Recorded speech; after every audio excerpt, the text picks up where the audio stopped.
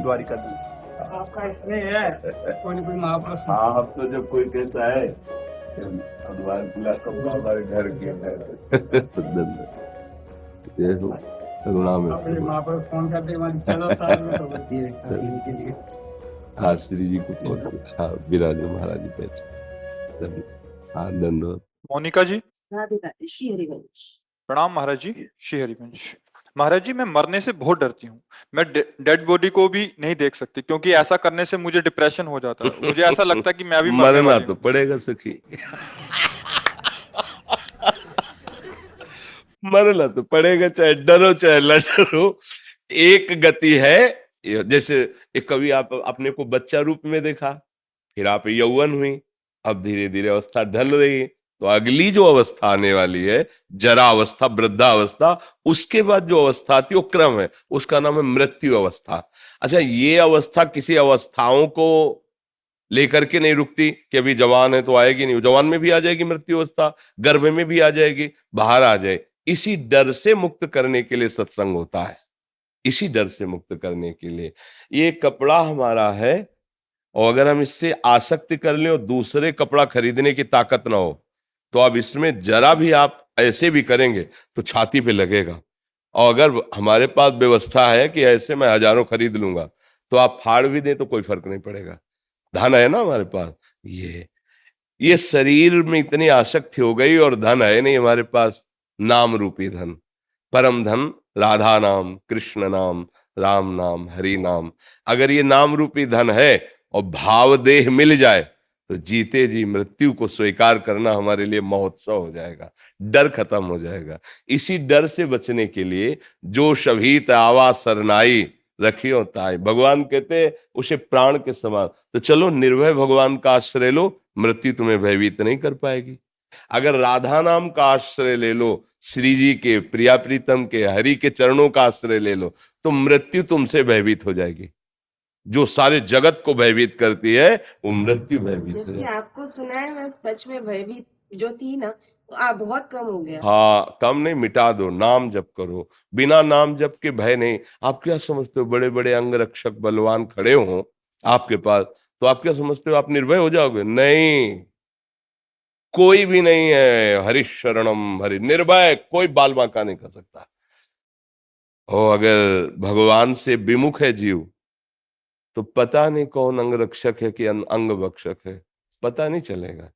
कब दिमाग में क्या सवार हो जाए किसके, वही राधे श्याम। भगवान की लीला, जो हम अपना समझते हैं उसी में काल बैठ सकता है, उसी की बुद्धि से हमारा नाश करा सकता है। एक सामर्थ्यशाली भगवान हरि शरणम हरीश, वो ही बचा सकते हैं। ये भय सबको व्याप्त है सखी, आपको ही नहीं, कोई ऐसा नहीं है, कोई ऐसा नहीं है। एक चींटी भी है ना, ऐसे अंगुली करो तो वो भयभीत होकर भाग पड़ेगी। कोई भी नहीं जो मृत्यु से, ब्रह्मा भी डरते हैं क्योंकि उनकी भी एक सीमित आयु है। अगर निडर है कोई, अभय कोई है, तो शरणागत अभय विरद पतित पावन बाने। जिनका बाना है पतित पावन, और आए हुए शरणागत को अभय दे देते हैं। उन भगवान की शरण, उन प्रियाजू की शरण के सिवा कोई ऐसी जगह नहीं जहां भय ना हो। और भगवान की शरण में हो तो कोई ऐसी जगह नहीं जहां भगवान मेरे ना हो। तो जब मेरे अपने भगवान है, बोले देखो बहुत यहाँ चेकिंग हो रही, यहाँ तो बड़े बड़े बंदूक, डरो मत। बोले जिनका है सब वैभव ना, तो अपने हैं, फिर कोई अनंत ब्रह्मांड मेरे मालिक के, वो मेरा यार है, वो मेरा दिलवर है, वो मेरा प्रीतम है, वो मेरा साहब है। आप क्या परेशानी, चलो जिधर चलो, और आप अनुभव करोगे। अगर सच्चाई है आपके हृदय में वास्तविक, तो आपको दिखाई देगा मेरे प्यारे का इशारा, हर जगह दिखाए। अपने लोग तो बाबा जी कदम कदम पे उन्हीं का सहारा, उन्हीं का अनुभव होता है। कदम कदम पे देखा है उनका दुलार, उनका प्यार, और उनकी डांट देखी। अगर किसी ने डांटा है तो लौट के चिंतन किया है कि क्यों डांटा है इसने, तब आया मेरे प्रभु ने डांटा है, देखो कुछ कमी है क्या, हाँ ये कमी है, इसको सुधारो, इसीलिए प्रभु डांट रहे हैं। विविध रूपों में मेरे प्रभु मुझे दुलार देते हैं, मुझे डांटते हैं, मुझे सही मार्ग में चलाते हैं, मुझे ऊपर उठाते हैं, करते वो सब आप हैं, और जयकार अपने भक्ति की करवाते हैं। है करे करावे आप सब, और जनय बढ़ाई दे, भक्त को बढ़ाई देते हो, करते आप सब कुछ है। तो भयभीत होने की जरूरत नहीं, हरिशरणम, भगवान की शरण होने की जरूरत है जी। अमन शर्मा जी राजस्थान से। राधे राधे महाराज जी, आपके चरणों में कोटि कोटि प्रणाम। महाराज जी, रामचरितमानस में भगवान हनुमान जी के चरित्र में वर्णन आता है कि हनुमान जी महाबलवान, ज्ञानियों में अग्रगण्य, अष्ट सिद्धि नव निधियों से युक्त होने के बाद भी बेहद विनम्र थे और वो अपनी सभी शक्तियों में सफलताओं का श्रेय भगवान श्री राम जी को ही देते थे। महाराज जी, वर्तमान समय में व्यक्ति को थोड़ा सा पद सम्मान होने पर भी अभिमान होने लगता है। अतः महाराज जी मार्गदर्शन करें कि अभिमान वही रहित कैसे अभिमान बचें? होगा जिसको राम जी का दासत्व नहीं प्राप्त है ना बच्चा। हाँ, जो दैन्यता हनुमान जी में है वही राम जी के हर दास में होगी जो उस कोट से समर्पित होगा। तनुवांग मनोभीर अमलई सोहम तवैवाश्रिता, जो शरीर से, मन से, वाणी से भगवान के चरणों के दासत्व को प्राप्त है, उसमें कभी अहम जागृत नहीं हो सकता। अहंकार ये मलिन अंतःकरण में जागृत होता है। मलिन अंतःकरण उसे कहते हैं जो देह भाव में होता है। हनुमान जी महाराज भगवत दासत्व के भाव के आचार्य हैं। उनकी दैन्यता तो उनकी कृपा से ही आएगी। यही दरबार दीन को आदर रीत सदा चली आई। तो अब जो सत्संग से बिलग हैं, भले शास्त्र ज्ञान है लेकिन साधु संग नहीं है, जो भगवत प्रेमी महात्मा है, तो दैन्यता नहीं आएगी। फिर संसारी आदमी जो पद प्रतिष्ठा में है, इनका तो कहना ही क्या है।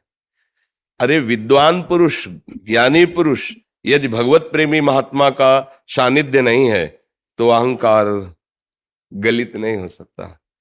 तपस्या का अहंकार होता है, साधना का अहंकार। ये तो विषयी संसार के पदों का अभिमान, ये तो बहुत साधारण बात है।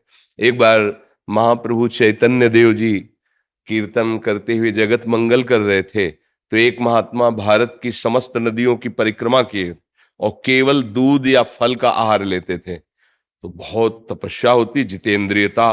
भारत की नदियों की परिक्रमा कोई ऐसे बिना वीतराग वो ये थोड़ी हो सकता है। महान वैराग्यवान होगा तभी कष्ट सहते हुए। तो उन्होंने मन में सोचा कि जब मैं महाप्रभु के कीर्तन में जाऊंगा तो हमारा बड़ा आदर होगा कि देखो मैं तो भारत की नदियों की परिक्रमा किए हूं ऐसा।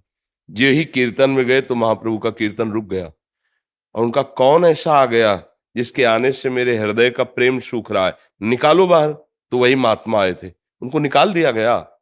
ये भी बाहर किए गए तो उनको रोना आया कि प्रभु आप तो करुणामय हो, आपका अवतार ही हुआ है मुझ जैसे पतितों को पावन करने के लिए। महाप्रभु स्वयं दौड़ गए, उनको हृदय से लगा लिया, कीर्तन में सम्मिलित कर लिया। हमारी बात समझे। थोड़ा सा भी साधना का भी अहंकार हमारे प्रभु को पसंद नहीं है। हनुमान जी तो ज्ञान समुद्र है, भगवान शंकर ही तो हनुमान जी बने हुए हैं। वो रामेश्वर रूप से उनकी पूजा कर रहे हैं और वो हनुमान जी रूप से उनके चरणों को अपनी गोद में धारण किए हुए हैं। पर जीव जो है, जब तक भगवान का भजन करके भगवत प्रेमी महात्माओं के संग से भगवत दासत्व तो नहीं प्राप्त करता, तब तक अहंकार कोई छोटी मोटी वस्तु थोड़ी है। इसी से पूरा सृष्टि का संचालन होता है। संस्कृति मूल शूल प्रदनाना, सकल शोक दायक अभिमाना, ताते करें कृपा निधि दूरी, सेवक पर ममता अति भूरी। भगवान अपने सेवक को बहुत प्यार करते हैं, तो जहरीला फोड़ा रहने नहीं देते। ये अहंकार जहरीला फोड़ा है, ऑपरेशन करके बाहर कर देते हैं। भगवान को देख करके गरुण जी का संशय में हो जाना ये आश्चर्यचकित बात है। हरि वाहन है, गरुण महाज्ञानी गुण राशि, और जब नाग पाश में बंधे सरकार को देखा तो विचार किया ये वही ब्रह्म है जिनका नाम स्मरण करने से भव बंधन से छूट जाए। वो प्रभु नाग बंधन में बंधे हुए हैं और मैं उनको मुक्त कर रहा हूं। ऐसा संशय होते ही अशांति पैदा हो गई। तभी जब भगवान शंकर के पास गए तो भगवान शंकर ने देखा, कीन हो इसका बहु अभिमाना, सो खोवन कृपा ने, जाओ काकभूषुंड जी के पास। क्योंकि पक्षियों के राजा गरुड़ जी, और पक्षियों में काक को सबसे, पर वो महान महिमा युक्त भगवान राम की भक्ति से युक्त, सारा अहंकार गलित हो गया। अहंकार जहां प्रभु को भूले और अपनापन शरीर को लेकर या किसी को ले गुण को लेकर हुआ, वही अहंकार हो जाएगा। और जब केवल प्रभु की स्मृति है तो अहंकार की गुंजाइश नहीं रहती। फिर बेचारे संसार में आसक्त, इनकी तो गणना ही नहीं है। हम तो साधक तपस्वी महात्मा की बात करते हैं कि अगर भगवत विस्मरण हो जाए तो अहंकार वहां भी प्रवेश कर जाए। अखंड स्मृति इसीलिए कहा गया निरंतर तैल धारावत भजन, कि कहीं अहंकार प्रकट न हो जाए। और दैन्य भगवान को बहुत प्रिय है, अहंकार भगवान को प्रिय नहीं है। जगत में तो अहंकार से ही जीते हैं। बोले हम गए, हमारा सम्मान नहीं हुआ, ऐसा वैसा, तो मान अपमान सम्मान दुख सुख लाभ ये सब अहंकार के ही बच्चे हैं, अहंकार में ही सब ये है। और जब साधु का अहंकार गलित हो जाता है तो शत्रु मित्र सम जानी, मान मान अपमान सम, दुख सुख लाभ न हानि, यह जो कृपा हरिवंश। न दुख है न सुख है न लाभ है न हानि है, न मान है न अपमान, न निंदा है न स्तुति है, न शत्रु है न मित्र है, वो भगवदानंद में, वो भगवान के प्रेम में मगन महात्मा होता है। तो नाम जप करे, संतों की वाणी खूब ध्यान से सुने और अपने आचरण अच्छे करे, तो भगवान की कृपा से धीरे धीरे अहंकार जो हमें जन्म मरण के चक्कर में फंसाता है, उससे हमारी मुक्ति हो जाती है। भरतलाल जी के लिए 2 शब्द। हाँ, भरतलाल जी के लिए तो जनक जी कहते हैं कि वशिष्ठ जी और जनक जी जैसा कोई ज्ञानी नहीं है। जनक जी कहते हैं भरत जी की महिमा को देख करके मेरी बुद्धि जो ब्रह्म में प्रवेश पाई हुई है, ऐसी कंपायमान हो रही जैसे एक बहुत विशाल दरिया हो अगाध, और कोई अबला खड़ी हो जिसे तैरना भी ना आता हो, तो जैसे उस दरिया को देखकर पार पाने की गति उस अबला युवती में नहीं है, ऐसे ही मेरी बुद्धि जो ब्रह्म स्थित है, भरत के प्रेम की महामहिमा को देखकर कंपायमान हो रही है। जहां जनक जैसे ज्ञानी की भी बुद्धि प्रवेश नहीं पाती, वो भरत जी का प्रेम है। भरत सरिस को राम सनेहु, जग जप राम राम जप। भरत जैसा और कौन भगवान का प्रेमी हो सकता है। सारा संसार राम राम जपता है और स्वयं राम जी श्री भरत श्री भरत श्री भरत। जब चित्रकूट में जहां बोलते सिया राम, तो जड़ चैतन्य द्रवित हो जाता और सब जगह से निकलता सिया राम प्रेम में भूमि। भरत सरिस को राम। हम तो उनके चरणों में प्रणाम करके किनका मांगते हैं कि आराध्य देव के प्रति ऐसा किनका प्रेम का जागृत हो जाए। जी। प्रशांत जी मध्य प्रदेश से। गुरुदेव आपके चरणों में कोटि कोटि प्रणाम। गुरुदेव मैं शिव उपासक हूँ, नित्य शिवलिंग की पूजा अर्चना करता हूँ। गुरुदेव जैसे कोई भक्त शिवलिंग की पूजा के दौरान शिवलिंग पर अष्टगंध से त्रिपुंड लगाता है अथवा प्रणव शिवलिंग पर लिखता है, उसी प्रकार मेरे मन में राधा लिखने का भाव आता है और मैं राधा नाम लिखता हूँ। किंतु जैसे ही कोई अन्य भक्त शिवलिंग पर जल चढ़ाता है वो राधा नाम अष्टगंध जल के साथ बह जाता है। गुरुदेव क्या मैं शिवलिंग पर राधा नाम लिखकर राधा नाम का अपमान तो नहीं कर रहा? महाराज जी मेरा उचित मार्गदर्शन करें। आंतरिक भाव को समझे। हम शिव की प्रसन्नता के लिए राधा नाम तो लिखें, पर भाव के द्वारा भाल में उनके लिख दें, भाल में लिख दे, ऐसा उसमें कोई दोष नहीं रहेगा। ठीक है। शुभम शर्मा जी। जय जय श्री हरिवंश। महाराज जी आपके चरणों में दंडवत प्रणाम। जिस प्रकार पूज्य महाराज श्री आपका जीवन प्रारंभ से ही वैराग्य भगवत प्राप्ति का रहा है, इस मार्ग को पाने की नींव मजबूत होती गई, लेकिन हम जैसे आदम संसारिक ग्रस्त मनुष्य जिनकी परमार्थ की नींव माया ने खोखली कर दिया, वो परम प्रभु की याद या उनकी प्राप्ति कैसे कर सकते हैं इस माया के घिराव से बचकर?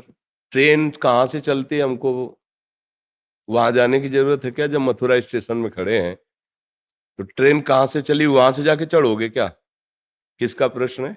तो समझिए आप, अगर ट्रेन मथुरा आ गई है और हमें जाना है जहां, तो कहाँ से चली मैं उसकी खोज नहीं करता हूँ, वहीं हम सवार हो जाते हैं जहां से हमें ट्रेन मिलती है। समझ रहे हैं ना? ये जीवन की यात्रा प्रभु मुझे कहाँ से कैसे लाए हैं। अब आपके सामने ट्रेन है, बस डिब्बे में बैठ जाओ। डिब्बे में दम नहीं होती, इंजन बहुत पावर का है। इंजन में 2 ही 4 लोग रहते हैं, डिब्बे में सैकड़ों हम लोग रहते हैं। इंजन से ज्यादा घसीटता है डिब्बा लोगों को, लेकिन डिब्बे में चलने की ताकत नहीं होती, वो इंजन के कनेक्शन से चलता है। यहाँ इष्ट देव आचार्य इंजन है, उन्हीं से चलता है। अब जहां तुम मिले हो यही तुम्हारा स्टेशन है, तुम यहीं चुपचाप बैठ जाओ, पीछे जाने की जरूरत नहीं कि जहां से आए हो। राधा राधा राधा और मैं आपकी शरण में हूँ, तो डिब्बा में बैठ गए तो जहां इंजन जाएगा ना, वहां डिब्बा भी सैकड़ों को लेके पहुंच जाता है। जबकि सामर्थ्य नहीं डिब्बे में, कनेक्शन हटा के देखो, एक कदम नहीं चल पाएगा, है नहीं? तो सामर्थ्यवान श्री हरिवंश प्रताप नाम, नौका निज खेवक, भव सागर सुख तरत निकट हरिवंश जो सेवक। आप ये समझो कि जितनी कसाई हुई है ना, वो आप लोगों के लिए तो हुई है, जितनी कसा गया है, क्योंकि सैकड़ों को घसीट के चलना है। तो तुम्हारे अगर पुर्जा, अब डूबने वाला तो डूब रहा है, बचाने के लिए आप गए और आपने संभाला नहीं अपने आप को, कूद गए, तो पहले तुम मरोगे फिर वो मरेगा। समझ रहे हो ना? क्योंकि डूबने वाला पहले तुम्हें डुबा के सांस लेना चाहेगा। उसको भी बचाओ और अपने को भी बचा सको, तब इस मार्ग में निकाला जाता है। भगवान अपने पार्षद को निकालते हैं, नहीं तो माया ऐसी थोड़ी है, डूबने वाले को निकालो पहले तुम्हें डुबोएगी। इसके बहुत रूप है, बहुत आकर्षण है। तो बहुत जला के भून के तैयार करके तब एक पार्षद भगवान जैसे तैयार करते हैं।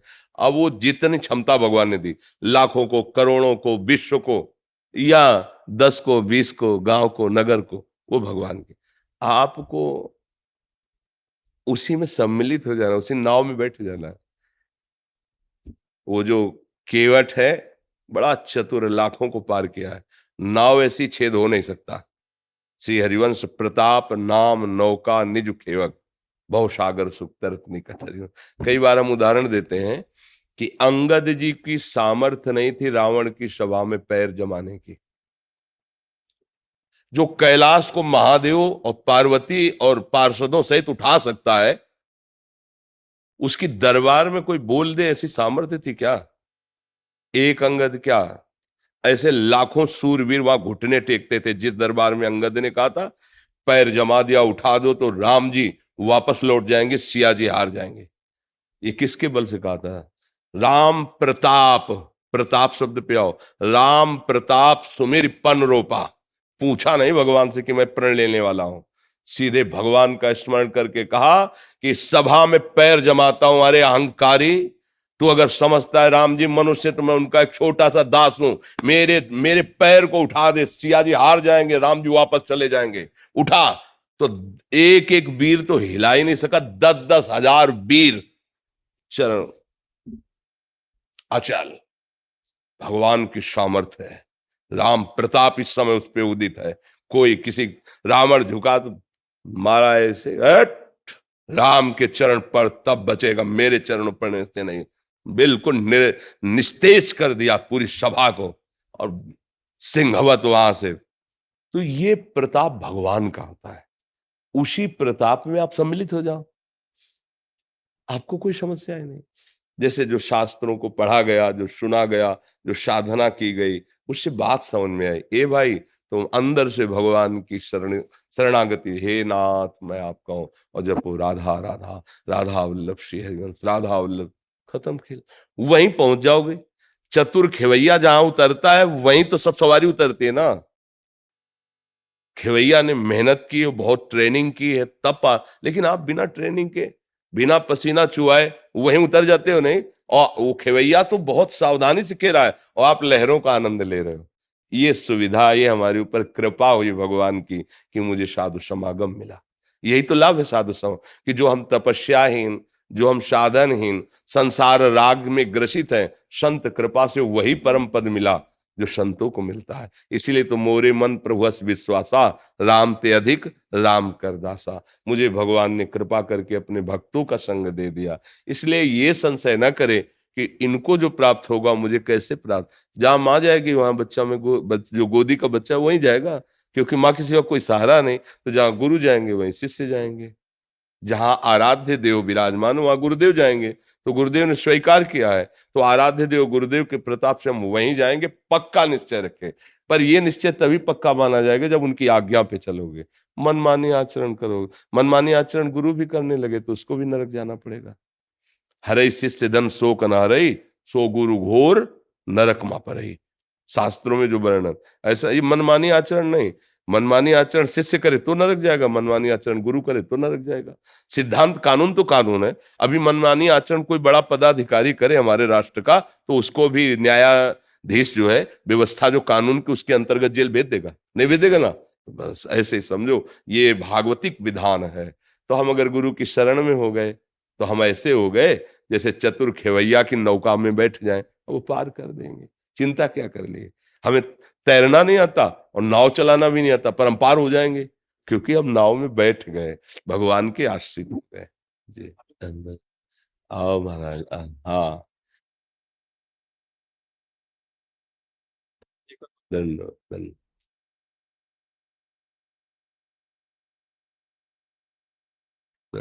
बड़ी कृपा प्रेम दर्शन आपका मिलता है। कभी हम तो सेवक हैं आपके, जब चाहो तब आप आ जाओ। आपके दर्शन से बड़ा आनंद। बड़ी कृपा। बस निरंतर अपने आराध्य देव का नाम जब चलता रहे। भगवान की त्रिगुणात्मिका माया बड़ी भ्रम पैदा करने वाली है, और भगवान का नाम उसी भ्रम का नाश करता है। अगर नाम जब नहीं चलेगा तो भ्रम में हमारे से चूक हो सकती है। हाँ, भ्रम क्या है? इंद्रियों के भोगों में सुख मानना, इंद्रियजन्य भोगों में सुख बुद्धि कर लेना, ये भ्रम है। भगवान के नाम रूप लीला धाम में परम सुख है, यही सत्य वस्तु है। अपना स्वरूप भगवान का अंश, सुख राशि, उसी में परम सुख विराजमान है। हम भगवान के अंश हैं। तो इस बात का बोध करने के लिए और भ्रम से बचने के लिए निरंतर नाम का पहरा चाहिए। नहीं, नाम पाहरू दिवस निश ध्यान। तो शियाजू कैसे लंकापुरी में रह रही, हनुमान जी महाराज बता रहे हैं, नाम पाहरू दिवस। तो ये संपूर्ण संसार त्रिगुणात्मिका माया के अहम से स्फुरित हो रहा है। मानो हमको जैसे लंका में वास मिल गया हो। काम क्रोध लोभ मोह मद मत्सर सब अंदर बैठे हुए हैं। अहंकार अपनी रौब दिखा रहा है। अब मुझे अहंकार अपने अधीन करना चाहता है, तो कैसे बच सकते हैं? नाम पाहरू दिवस निशि, ध्यान तुम्हार। हर समय भगवान का स्मरण करते, नाम जब। अपने तो भगवान के दास हैं, अपना तो एक ही कार्य है, भगवद स्मरण परायण रहना। धन्यवाद, धन्यवाद। बड़ी कृपा संत, बड़ी बड़ी। महाराज जी, क्रोधी मन को कैसे शांत करूं? क्रोध का मूल काम है। क्रोध की स्वयं की सत्ता नहीं। कामा संजायते क्रोधा, क्रोधा स्मृति विभ्रमा स्मृति भ्रंशात बुद्धिनाशो बुद्धिनाशात प्रणश्यति। पहली बात तो ये कि आजकल अपने लोग ऐसे आचरण करते हैं जिससे हमारी क्षमता शारीरिक और बौद्धिक दोनों नष्ट हो रही।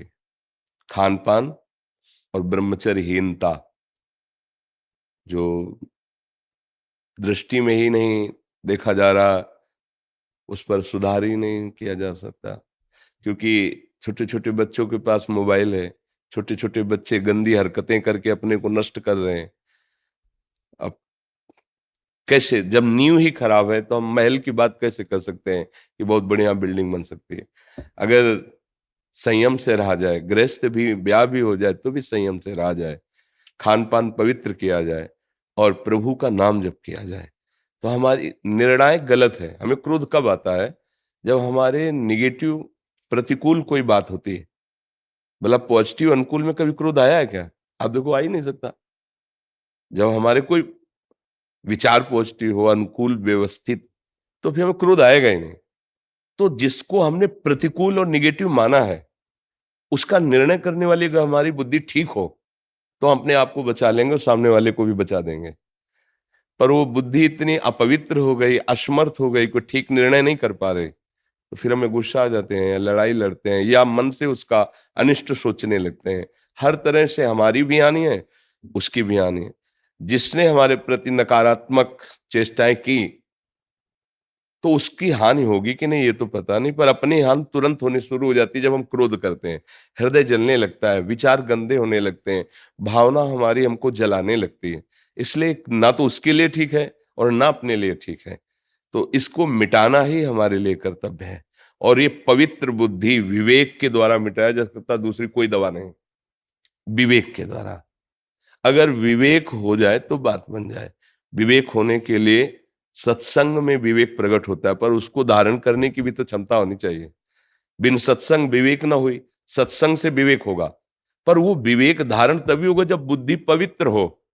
बुद्धि पवित्र तभी होगी जब आहार पवित्र हो, संग पवित्र हो, आचरण पवित्र हो, विचार तभी हमारे पवित्र होंगे ना। अब हम कैसे बताएं? गंदे भोजन करना, मनमानी आचरण करना, गंदे दृश्य देखना, गंदा व्यवहार करना, गंदा विचार रखना, अब कैसे सुधारो, कैसे सुधारो? क्योंकि नींव गड़बड़ हो रही है। अपने जितनी भी नई पीढ़ी है वो गंदे नशों में जा रही है, गंदे आचरणों में जा रही है, गंदे व्यवहारों में जा रही है। वो ब्रह्मचर्य को कुछ समझ ही नहीं रहे हैं, उसको एक खिलवाड़ समझ रहे हैं, मनोरंजन समझ रहे हैं। क्षमता अध्यात्म की तब आवे ना जब थोड़ा संयम होना। अब जैसे कोई या कहता है मैं भगवान की अनुभूति कराओ तो माने, यार पूरा जीवन हो गया उन्हीं की अनुभूति के लिए तो चले हैं। ये जितने महात्मा हैं ऐसी अनुभूति हो जाती है कि ये करवाओ, ये कोई ये थोड़ी कि थोड़ा टेस्ट करवाओ तब हम चलेंगे। उसके लिए तुम्हारी जबान भी तो ठीक होनी चाहिए। जैसे किसी को वो पीत जो अंदर बनता है बढ़ जाए, पित्त, और उसको मिश्री खाओ तो कड़वी लगेगी, क्योंकि उसकी जबान खराब है। हमारी इंद्रियां मलिन हो चुकी हैं। जैसे राधा नाम सुधा रसम, कह रहे राधा नाम क्या है? बोले अमृत रस है, प्रेमामृत भरा हुआ, पर हमें अच्छा नहीं लग रहा, नहीं वो स्वाद आ रहा, जबान खराब है। हमारी रसेंद्री खराब हो चुकी है, हमारी वाकेंद्री दूषित हो चुकी है। राधा बोलते ही एक अलौकिकता है कि हृदय में एकदम रोमांच होने ज्यादा, तो फिर अश्रु गिरने लगे, विवश प्रेम विवशता आ जाएगी। जब भरत जी चित्रकूट जा रहे हैं और सियाराम कह के लंबी सांस लेते हैं, पूरा चित्रकूट प्रेम में हो जाता है। महाप्रभु चैतन्य देव हे प्राणनाथ कृष्ण, जाओ वायुमंडल पूरा कृष्णमय हो जाता। नाम का देखो वो प्रभाव, और एक नाम का कि हमें बिल्कुल अच्छा नहीं लगता, हमारा हृदय द्रवित नहीं होता। तो नाम तो वही है, पर हमारा हृदय बहुत मलिन हो चुका है, इसको ठीक करना होगा। तो थोड़ा ब्रह्मचर्य पर ध्यान दो, आहार शुद्ध रखो, गंदे लोगों का संग न करो और नाम जप करो। तो आपकी बुद्धि में विवेक आने लगेगा, क्षमता आने लगेगी उसको काटने की। काट दिया तो बात बन जाएगी, अब नहीं काटा तो फिर उसको काट दोगे। लड़ाई झगड़ा गाली गुप्ता ये सब यही तो हो रहा है। संसार नाक में गुस्सा रखा है, नाक में जरा से छू गया तो पीट देगा, वो गाली दे देगा। ये नहीं समझ रहा भीड़ है, धक्का लगा होगा, जिससे छुआ है वो भी असमर्थ है, भीड़ में उसको धक्का लगी, उससे हमारे द्वारा लगे, कोई बात नहीं। अगर लग भी जाए अपने, कोई बात नहीं, कोई बात नहीं, आप आराम से, तब लगेगा कि हाँ मनुष्यता है इसमें। तो अपने को आगे बढ़ना है तो आहार ठीक करो, कोई ऐसे गंदे पदार्थ नशे वाले मत लो।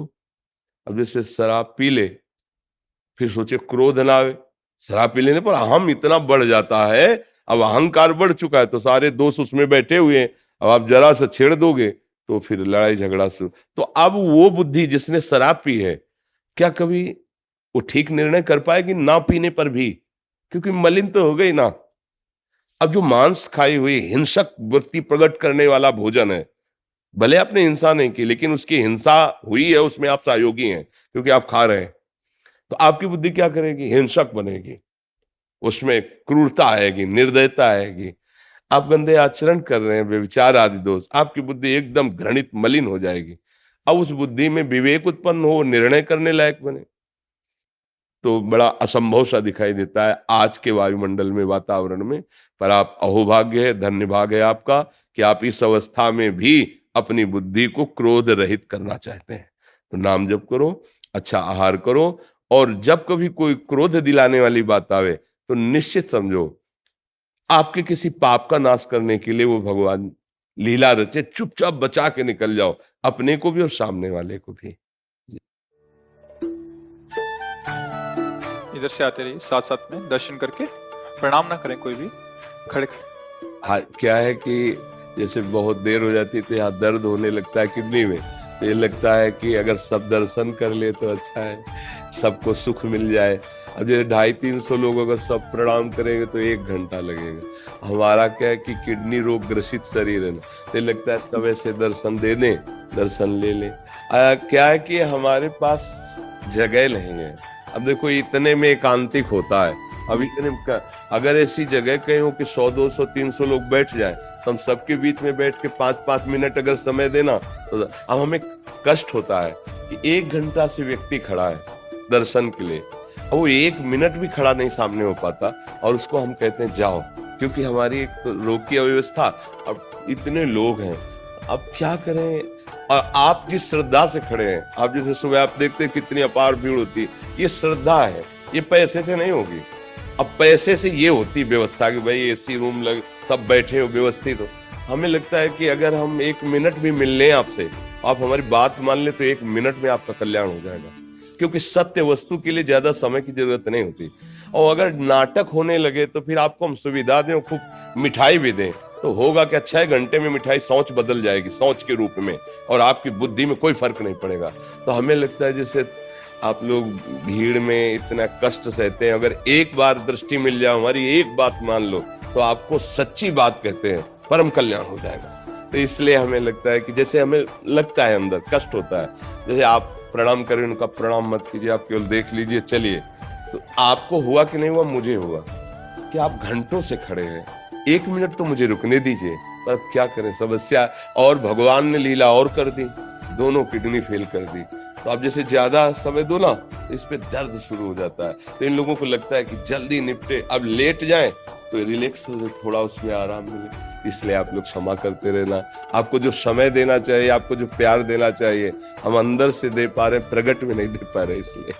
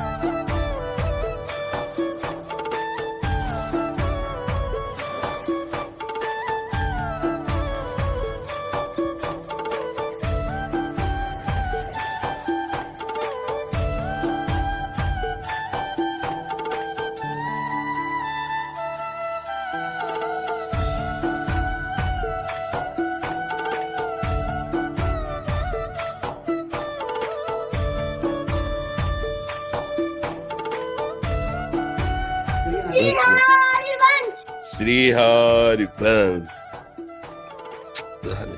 आप कैसे हो? कृपा है आपकी। आप ठीक हो? आप ठीक हो? श्री हरि राधे राधे। राधे राधे। धन्यवाद धन्यवाद धन्यवाद।